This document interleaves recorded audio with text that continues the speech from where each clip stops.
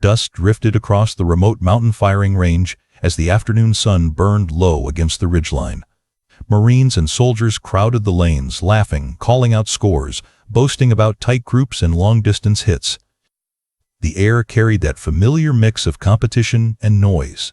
Boots scraping gravel, brass hitting concrete, voices rising over the wind. Lieutenant Sarah Callahan stood alone at the far edge, small-framed, quiet, almost swallowed by the noise around her. In her hands rested a bulky, matte black crossbow that looked completely out of place among the rows of rifles and carbines. A few Marines slowed down when they noticed it. Then came the whispers. A toy. Cosplay gear. Medieval junk. Someone muttered that it belonged at a Renaissance fair, not on a modern range. Sergeant Lucas Hale didn't bother whispering. He smirked as he walked past her, loud enough for the entire line to hear. "Stick to pistols before you hurt yourself, Lieutenant." Heads turned. Boots shifted. A small circle formed, amused faces, folded arms, people ready to watch someone crash and burn. Sarah lowered the crossbow to the bench with quiet precision, her expression unreadable as the mockery settled thick in the air. No one there respected her. No one there knew who she really was. Before we begin, make sure to subscribe to Military and Veteran Stories so you never miss these true tales of courage. And tell us in the comments, where are you watching from today? Sarah Callahan did not look like the kind of person who could quiet a room. Early 30s maybe, with a lean build and an unimposing height that let her disappear behind taller shoulders. Her posture was straight but relaxed, hands steady, chin slightly tucked, as if she were more comfortable in the background than at the center of anything. Her name tag read Lieutenant S. Callahan, but most of the guys on the mountain range never got past the rank. New officer. Quiet. Technical advisor. Whatever that meant, she wore a plain range cap, sleeves rolled, no extra patches, no loud morale gear, just clean camis and boots that looked broken in but not yet part of the local mud. She had been assigned to the unit a few weeks earlier as a technical advisor for unconventional weapons. The line in the briefing order sounded impressive, but no one on the ground really knew what it meant. To them, it felt like someone in a distant office decided to park an extra lieutenant here and slap a fancy label on her file. Around the barracks, the theories flew fast. Some said she was a desk officer trying to get field time on her record. Others guessed she was a test liaison for some forgotten program that never got fully funded. A few decided she must be there because she knew someone important, and that thought alone was enough to earn her quiet resentment. Sarah did not push back on any of it. She showed up to formations on time, nodded at jokes, helped carry gear when she did not have to, and volunteered for the worst cleaning details without making a noise. The more people poked, the more she seemed to take one slow step backward and let them burn themselves out. What no one caught at first were the habits. The way her eyes flicked to the tree line whenever the wind shifted. The way she paused on open ground, feeling the breeze on her cheek as if she were reading something written there. The way she watched horizons instead of faces, as though she were listening for trouble that had not yet been named. On the range, she never just walked up and started shooting. She would stand still for a long breath, watching the mirage dancing above the dirt, watching the flags on the lane markers, watching dust move along the berm. Her hand rose almost absently to feel the angle of the wind, a motion so practiced it barely seemed conscious. Her breathing came in slow, measured patterns that did not match the casual atmosphere around her. Long inhale, quiet pause, long exhale. Repeat. It was the kind of breathing you learn when someone has taught you that your heart rate is a tool, not a passenger. Most of the troops thought she was just taking her time. They did not recognize what they were seeing. To them, Sarah looked too simple. Her gear was stripped down to essentials, with no extra pouches dangling, no bright tape, no trophies. Her crossbow case, when she carried it, had no stickers or slogans, just matte black with worn edges from years of use. There was nothing about her appearance that demanded attention. Small, soft-spoken, calm to the point of boring. Those were the labels that took root first. In a community where noise and confidence often passed for competence, she seemed to fail the first test before any of them saw her touch a trigger. One person, however, heard something different in her last name the first time it was read on a roster. Corpsman David Riley, older than most by a few decades, paused when he heard Callahan. He did not react out loud. He just looked up from his clipboard, eyes narrowing, as if a memory had brushed past his shoulder. He had served long enough to know better than to ask questions in front of everyone. Instead, he watched. He watched the way she moved through a crowded hallway without bumping anyone. He watched the way she checked exits in a new building out of habit, not paranoia. He watched the subtle tightness that crept into her jaw whenever someone mentioned Helmand, or Syria, or ambush in the same sentence as bad intel. Master Chief Owen Callahan had once been a name whispered with a mix of respect and disbelief in certain corners of naval special warfare. Weapons innovator, problem solver. The guy who believed the most dangerous weapon in any fight was the one the enemy did not know how to listen for. He died in a dirty valley far from home, buying time for 11 Americans to get out when everything went wrong. He also built something the enemy never saw coming, a silent, explosive bolt crossbow that could slip through thermal and acoustic grids like a ghost. No muzzle flash, no obvious report, no neat category for the sensors to flag. Just impact and confusion, and the sudden terrifying knowledge that someone out there understood your blind spots better than you did. Sarah had grown up in the shadow of that legacy. She had learned to read wind from the back deck of a small house where her father made her call out flags and leaves and the way smoke curled off a grill. She learned breathing before she learned algebra. She learned that power meant nothing if you could not place it exactly where it belonged. Then came the ambush, a mission in Syria that was supposed to be simple, controlled, predictable. Instead, it turned into chaos. Bad intel, bad timing, or something darker. Her team died buying her a few precious seconds to move. They fell in another country under another sky, and she walked out alive with the weight of every one of their names chained to her chest. She left Naval Special Warfare after that. Officially, it was a transfer for specialized advisory duties. Unofficially, she walked away because every corridor in that world felt haunted. She could not stand the noise of people who did not know what had been taken from them yet. Now she carried all of that in silence. The loss, the guilt, the legacy of a father who had been turned into a half-remembered legend. None of it showed in her stride. It only lived in the way she checked her surroundings and in the way she refused to raise her voice, no matter who pushed. Corpsman Riley watched and waited, saying nothing, letting the pattern confirm itself. The way she held the crossbow case one day on the range made his chest tighten. The angle of her hand on the handle was familiar. He remembered a desert night a lifetime ago, watching a man with the same last name carry something shaped almost exactly like that through the dust. Word of a visiting commander reached the range before the helicopter blades ever touched the air. The old heads straightened up a little, the younger ones grumbled about inspections and extra work. When the bird finally came in over the ridge and kicked up a storm of dust, most eyes tracked the aircraft, not the faces inside. Commander Reed Maddox stepped down from the skids with the kind of calm that only comes from seeing too much and somehow surviving it. He carried himself like a man who had been in rooms where whole maps changed, but his gaze went first to the people, not the buildings. He scanned the range once, then twice, as if searching for something specific. His eyes found Sarah standing near the far bench with the matte black crossbow at her side. For a heartbeat, his expression shifted. Not surprise, recognition. Then he smoothed it away, said nothing, and walked toward the main building, leaving the dust and the whispers behind. Tension settled over the day in a way no one could explain. The troops felt it without understanding it, like a storm building over a calm sea. They kept laughing, kept shooting, kept trading jokes at Lieutenant Callahan's expense. They still did not know who she really was, or what story had walked onto that mountain range carrying a silent weapon and a last name heavy enough to change the way men like Reed Maddox breathed when they saw it.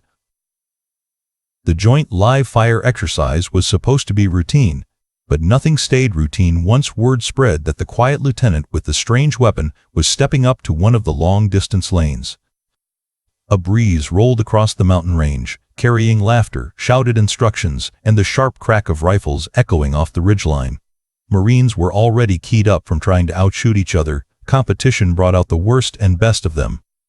Today, it leaned heavily toward the worst. The mockery started small. A snort here, a smirk there. Then it crept outward like a ripple in dirty water. Does that antique even work? Someone elbowed a friend and nodded toward the matte black crossbow case in Sarah's hand. Another muttered that maybe she was filming a medieval movie and wandered into the wrong training block. The jokes escalated fast because no one expected pushback. She never pushed back. Hale made sure everyone heard him. "Come on, Seal, show us the magic bow." The tone was loud, cocky, and dripping with the confidence of a man who'd never seen a shot he couldn't explain. He stepped aside as if he were offering her the lane out of generosity, not mockery.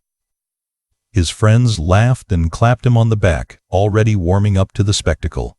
Sarah didn't roll her eyes.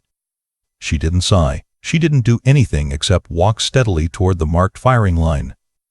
Her boots crunched across gravel as the crowd followed like it was a halftime show. The farther she moved, the more people joined, drawn in by the promise of watching someone fail publicly. She set the crossbow case on the bench and opened it smoothly. No hesitation, no wasted motion. The weapon lay nestled inside like a relic of another time. Heavy limbs, reinforced frame, matte finish with scarring from old misuse. It looked foreign against a backdrop of polished rifles and modern optics. The crowd closed in. Whispers hardened into full comments. Bets exchanged hands. One Marine said he'd put money down that she wouldn't even pull the string halfway. Another countered that she'd probably miss so badly the bolt would get lodged in the hillside behind them. Staff Sergeant Torres watched from a distance, arms crossed, face unreadable. Her eyes didn't track the weapon. They tracked Sarah. She noticed the way Sarah's feet shifted into position. Left foot angled slightly forward, right foot placed firmly behind, weight balanced with precision. She recognized the slow, patterned breathing that came next. Torres had seen that kind of control before, but only in people who had lived through things no one talked about casually. Sarah remained silent the entire time. She lifted the crossbow out of the case, pausing only long enough to feel the weight in her hands. Her fingers brushed the limbs like she was checking an old friend for injuries. She raised it, measured the wind with a subtle turn of her cheek, and stared downrange at a target so distant it barely looked like anything more than a white square pinned against a sea of dirt. The lane officer raised an eyebrow. Long-distance lane. Extreme crosswind. Heat shimmer swirling upward like a mirage. Even elite snipers grunted when assigned these shots. The idea of hitting it with a crossbow, that was laughable. And Hale made sure everyone remembered that. "You gonna breathe on it first, Lieutenant? Maybe kiss it for luck?" More laughter. Some of the younger troops leaned forward, eager to see embarrassment. Nothing drew a crowd faster than the hint of humiliation. Sarah's grip tightened minutely, not in frustration, in familiarity. Then, without warning, a memory cut through her calm. Syria. The ambush. Dust exploding upward as bullets tore the ground around her. The screaming. The sudden silence when one of her teammates didn't answer back. The crushing realization that she wasn't supposed to be alive.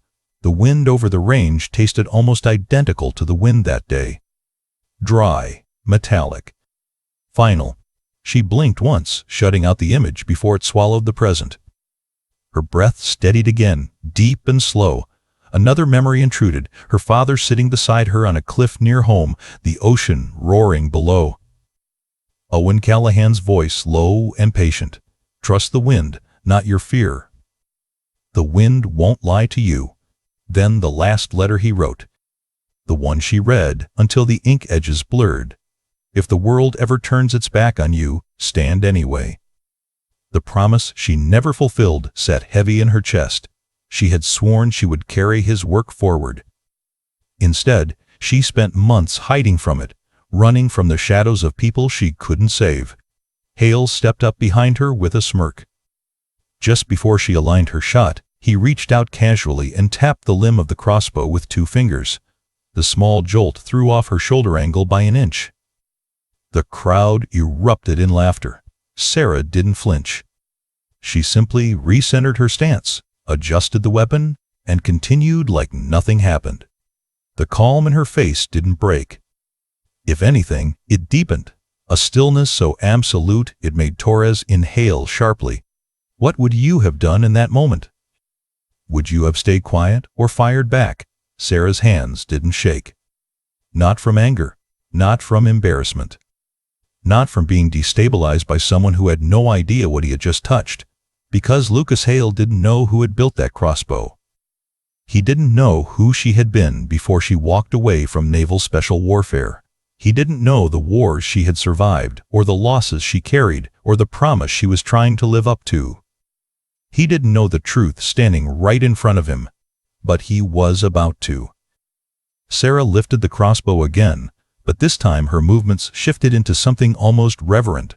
She adjusted the limbs with slow, precise touches, checking the tension with the same care someone might use to handle a folded flag or a piece of personal history. Every motion was deliberate, gentle, practiced. It wasn't a weapon in her hands, it was something sacred. The crowd didn't understand it, but Torres did. As Sarah angled her wrist to tighten a small retaining screw, her sleeve slid back just enough to reveal a faded tattoo near the base of her hand. Torres's breath caught before she could stop it. A trident, thin, minimalistic, crossed by a single bowstring. Not decorative, not random. That mark existed in only one place she had ever seen. An old classified file about a Navy experimental program tied to a man named Callahan. Her heart thudded once, hard. Up until now, she had thought Sarah was simply quiet, odd, maybe even misplaced. But that tattoo wasn't a fluke. That tattoo didn't belong to someone with a desk resume or a shallow service record. It belonged to someone who had walked through a very specific kind of fire. Torres didn't say a word. She just watched more closely.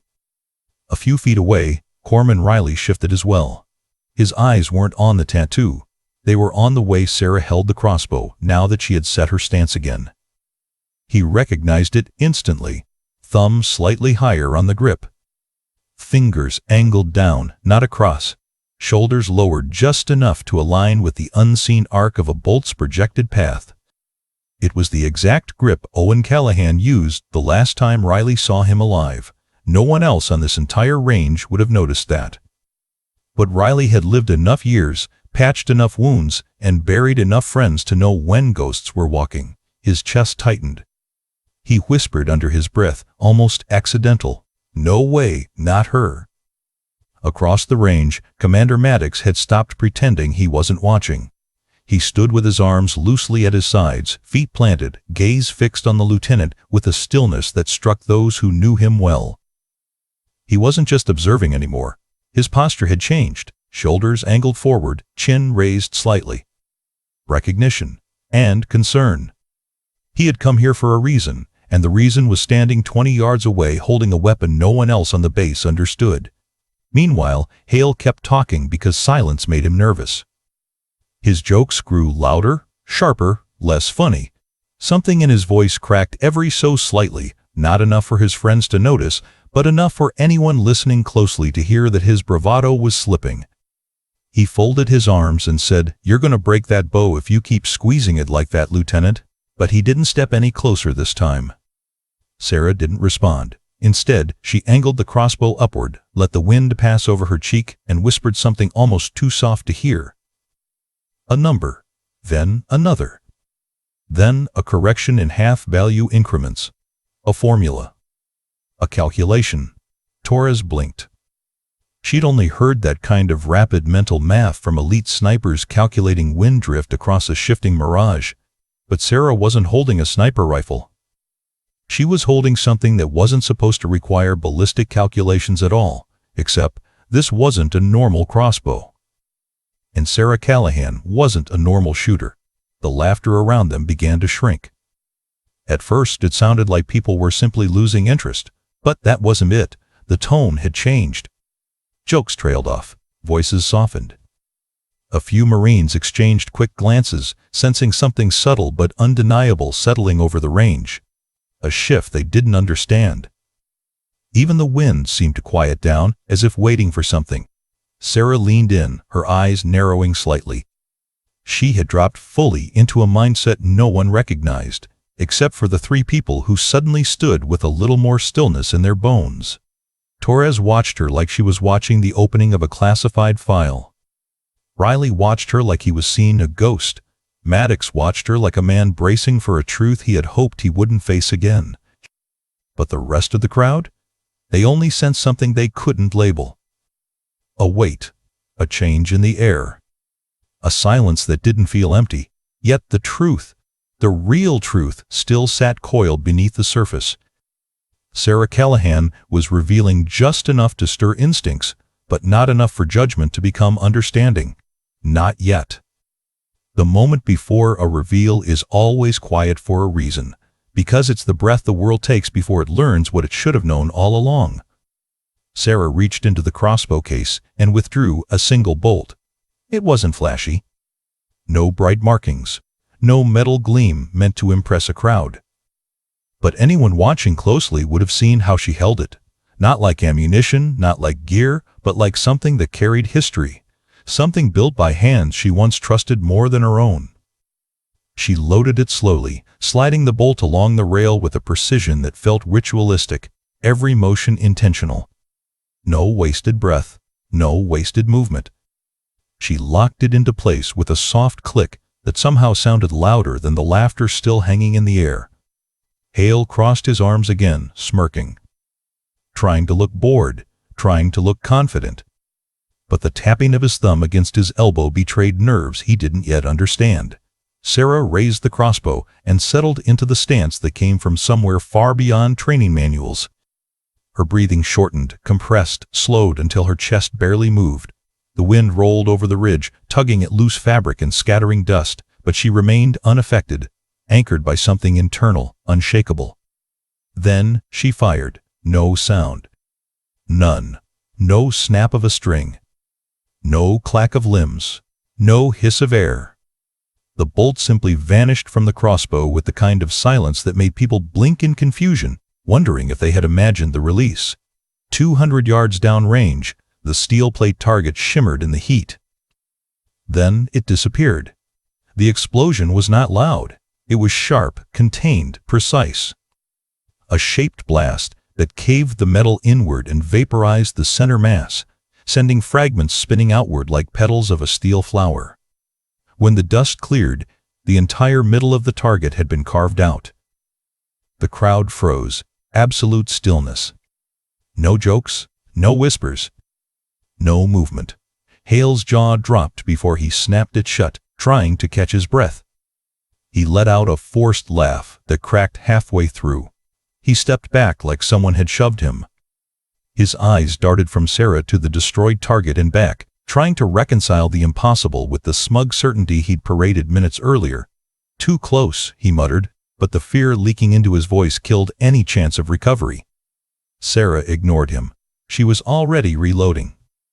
This time, she didn't pause to let the crowd catch up. She selected a second bolt, lifted it with steady fingers, and slid it onto the rail.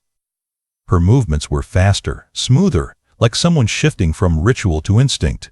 Torres leaned forward slightly. Her mind raced faster than she could stop it. The blast pattern on the destroyed steel plate, she'd seen something like that before. Not on a range, not in training, but in an intelligence briefing stamped with warnings about classified SEAL technology. A silent explosive delivery system. A rumor. A myth. A weapon that didn't exist on any official document. Developed by one man. Used only in the darkest corners of conflict. Torres felt her heartbeat spike. No, it couldn't be. Sarah didn't announce the next shot. She didn't posture. She simply lifted the crossbow toward a moving target, one of the pivoting plastic silhouettes that rotated unpredictably with the wind. A Marine behind her scoffed. Seriously? She's gonna try a moving? The bolt left the crossbow before he could finish. Again, silent. Again, Invisible. Again, impossible. The target swung left. The bolt intercepted it with mathematical perfection, striking dead center. The shaped charge ignited on impact, shredding the silhouette and blasting half the supporting pole into splinters. The explosion rippled through the range, cutting off every remaining whisper. Riley exhaled through his nose, a sound halfway between disbelief and grief. He spoke softly enough that only the wind heard him. "Ironbow lives." No one reacted because no one else knew the meaning. But the way his voice trembled said more than words ever could. Hale looked sick now. The kind of sick that comes when a man realizes he's made a mistake with no easy way out. He swallowed hard, stepped back again, and for the first time that day, he didn't have anything to say. Sarah lowered the crossbow and checked the limbs like she always did, calm, clinical, unbothered.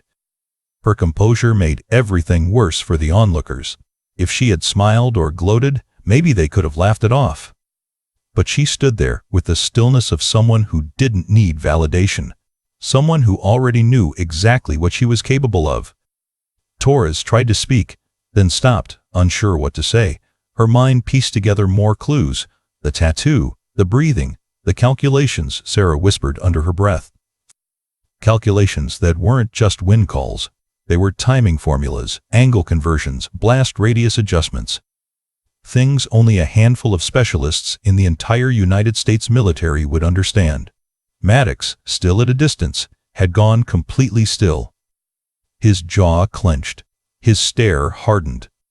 Recognition shifted into certainty, and certainty into something heavier, something that carried memory, regret, and the understanding that fate had just put him back on a path he thought he'd never walk again. The crowd felt the change too. But they didn't know what they were feeling. They only sensed something awakening, something fierce and silent and far older than the uniform Sarah wore.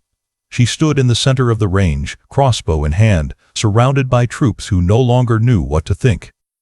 No one stepped closer, no one approached. No one wanted to be the next person who underestimated her. She wasn't just good. She wasn't just skilled, she wasn't just uncommon. She was operating on a level none of them had ever witnessed, but still, not one of them understood who she truly was. Not yet. That truth was coming. And when it arrived, nothing on that mountain would ever look the same again. Commander Reed Maddox had been silent long enough. He stepped forward from the edge of the range, boots cutting through gravel with a slow, deliberate rhythm that made several Marines straighten instinctively. His presence alone shifted the air. Not loud, not dramatic, just the quiet gravity of a man who had walked into too many impossible missions and somehow walked out again. Conversations died mid-sentence. Even the wind seemed to settle. Maddox didn't stop until he stood a few feet from Sarah, his shadow stretching across the bench where the crossbow rested. Up close, his expression wasn't angry or impressed. It was something deeper, recognition mixed with the weight of memory. He spoke softly, but every word carried. "Lieutenant Callahan, did you rebuild your father's weapon?" The reaction was instant.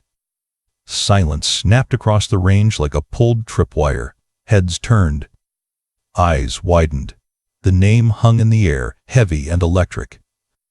Callahan. It washed over the crowd in a wave, confusion first, then dawning realization as puzzle pieces clicked into place. Torres stiffened. Riley closed his eyes for a heartbeat, as if bracing for impact. Even the lane officer froze mid-step. Hale blinked. Once. Twice. Callahan, as in, before he could finish the thought, Maddox straightened his posture. And then, to the shock of every soldier and Marine within sight, he raised his hand in a crisp, deliberate salute. Not casual, not polite, but full respect. His voice dropped to something almost reverent. "You're Owen's girl, the one who made the 200-yard shot in Helmand when you were 15. It felt like the entire range inhaled at once. Faces went pale. A few Marines exchanged horrified glances, realizing they had been mocking someone whose reputation they should have known by heart. A couple of older NCOs muttered curses under their breath, not at her, at themselves, because they remembered the stories. Owen Callahan. Iron Bow. Iron Bow. The SEAL legend who broke sensor grids with a silent weapon no one could understand. The man who died saving 11 Americans. The man whose classified crossbow had been whispered about across briefing rooms and intelligence circles for years. And now his daughter stood in front of them, holding the weapon that wasn't supposed to exist anymore. Sarah didn't move. She didn't smile. She didn't nod. She simply returned Maddox's gaze with quiet, steady eyes, the same eyes that once watched her father disappear into dust and chaos. Hale took a shaky step back. His confidence drained out of him so fast it left him almost breathless. He tried to swallow, but his throat worked uselessly. All the jokes, the arrogance, the casual disrespect, they detonated in his mind one after another like delayed charges. He finally understood exactly who he had touched, exactly what he had mocked, exactly how close he'd walked to a line he never should have crossed. Respect didn't grow slowly. It slammed into the crowd all at once. No more laughter. No more whispers. No more bets. Hands dropped from crossed arms. Boots shifted uncomfortably. Eyes lowered. A sense of awe and shame filled the air with a quiet none of them could break. The truth was out now. Sarah Callahan wasn't a quiet lieutenant with a strange weapon. She wasn't a misassigned advisor. She wasn't someone you judged by size or silence. She was Owen Callahan's daughter, the ghost who carried his legacy. The girl from Helmand who made a shot no adult sniper could replicate, and every single person on that range felt the shift as mockery evaporated into something deeper, something earned. Respect. Maddox kept his salute raised a moment longer before lowering it with the same precision he had walked in with. He stepped closer to Sarah, his voice still low, but the silence on the range made every soldier hear him as if he were speaking through loudspeakers. "Your father saved my life," he said, not to boast, not to lecture, but to remind the world of a debt that could never be repaid. Ulmond, night ambush. Chaos everywhere.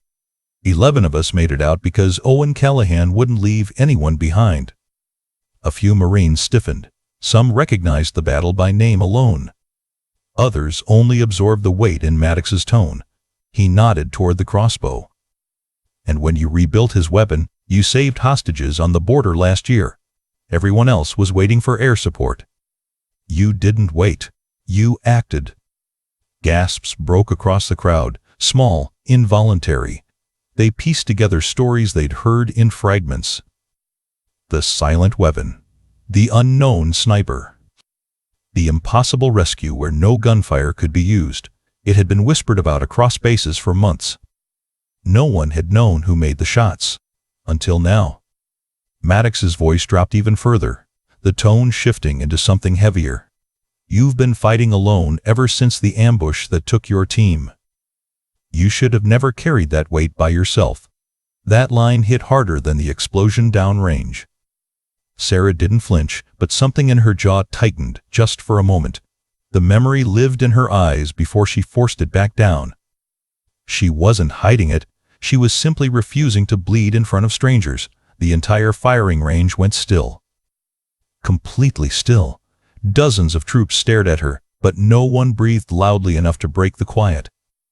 Faces shifted slowly at first, confusion turning to realization, realization collapsing into awe, awe melting into disbelief. Even the ones who had mocked her most harshly looked away, unable to meet her eyes. And then Hale stepped forward. His boots dragged slightly in the gravel, the sound oddly loud in the frozen air. He approached with his shoulders slumped, head bowed, hands limp at his sides. The arrogance that had filled him earlier was gone, stripped away by the simple revelation of who he had spoken to. He stopped a few feet away, struggling with the words. "I, Lieutenant Callahan, I." He swallowed hard, trying again. "I didn't know. I never would have." Sarah looked at him quietly, not angry, not triumphant. She let him wrestle with his shame, his regret, the sudden collapse of the entire persona he had strutted around all morning. She waited until he met her eyes. "Just learn from it," she said softly. No bitterness. No pride. No revenge. Just a lesson. Her humility landed harder than any lecture Maddox could have delivered. It stripped every remaining doubt from the crowd. This wasn't someone who needed recognition. This wasn't someone chasing praise. She wasn't there to win respect. She was there because duty didn't leave her alone. That realization settled over the Marines and soldiers in a way that felt almost sacred. They stood straighter. They looked at her differently, not with fear, not with guilt, but with a deep, undeniable respect. Respect born from truth, not performance. Maddox took a long breath, as if bracing himself. Then he stepped closer to Sarah, lowering his voice until only those standing nearest could hear. "We need you back," he said. "Active status. Full operations." "It's time." Sarah lifted her eyes to him. There was no excitement there, no spark of sudden pride. Only the quiet, weary acceptance of someone who knew this moment would come eventually. She didn't rush her answer. She didn't look around for support. She simply stood like a soldier who had carried her grief alone long enough. Torres moved to her left without hesitation. Riley stepped to her right, his posture firm but respectful. Neither said a word, but their presence was an unspoken promise. They stood with her now, and they would stand with her again. Maddox nodded once, as if he could read her silence better than anyone else. "Welcome back, Sarah." And there, on a mountain range that had begun the day with laughter at her expense, a quiet shift happened, a change in the air that no one could fully explain. Warriors who'd mocked her now stood humbled, skeptics now believed, and those who doubted her strength now understood the truth. Some legends don't introduce themselves. Some simply rise when the moment calls for them. Sarah didn't linger in the circle of stunned faces. She simply lifted the crossbow, secured it back into the case with the same gentle care she had shown from the beginning, and stepped away from the firing line. No triumph in her stride, no satisfaction in her eyes. Just quiet, steady movement across the gravel as though nothing unusual had happened at all. Maddox watched her go for a long moment before turning to the rest of the unit. His voice wasn't raised, but the weight in it carried farther than any shout could have. "Remember what you witnessed today. Remember who stood among you, and remember what respect looks like before you decide who deserves it." The troops nodded, some stiffly, some slowly, processing the morning in fragments. A few looked down at their rifles, maybe reconsidering the kind of confidence they thought counted as strength. Others glanced toward Sarah's fading silhouette with something like reverence, unsure how to stand taller in the moment but trying anyway. Riley remained rooted to the spot. He watched her walk toward the far end of the range, the crossbow case swinging lightly at her side. The sight carved into him with bittersweet clarity. Owen Callahan had once walked with the same quiet determination, the same steady gait, the same refusal to stand in the spotlight even when he deserved it more than anyone else. He exhaled, the memory sitting heavy. "Ironbow's gone," he murmured under his breath, but not gone enough to leave. His daughter carries every piece of him she needs to. And she does it without boasting, without noise, without asking the world to notice. That simple truth settled deep in his chest. The old man would have been proud, more than proud. And for the first time in years, Riley felt something like peace settle over the memory of a friend who died a warrior's death. Sarah reached the far edge of the range, paused once to check the wind, a habit as old as her childhood, then continued walking until she disappeared behind the small rise leading toward the motor pool. The narrator's voice would take over here, quiet and reflective, offering what every spectator on that mountain felt but never said out loud. Strength isn't always loud. Some warriors don't need to raise their voice to change a room. Some legends don't stand in the spotlight. They stand beside you, unnoticed, until the truth reveals itself. And some of the greatest heroes you'll ever meet are the ones who walk quietly, carrying stories heavy enough to break lesser men. Sarah Callahan was one of them. Honor isn't noise, it's the silence that follows truth. Some heroes never ask to be seen. They live their lives in the quiet spaces between missions, carrying memories the world will never hear and responsibilities most people will never understand. Sarah Callahan reminded everyone on that range that true courage doesn't come from noise or attention. It comes from discipline, humility, and the strength to keep moving forward even when no one is watching. There are warriors among us who carry the weight of battles we'll never know, who walk with steady steps and silent resolve, who choose honor not for recognition, but because it's the only way they know how to live. If you enjoyed this story, please subscribe for more military and veteran stories. These stories keep the courage alive for generations to come.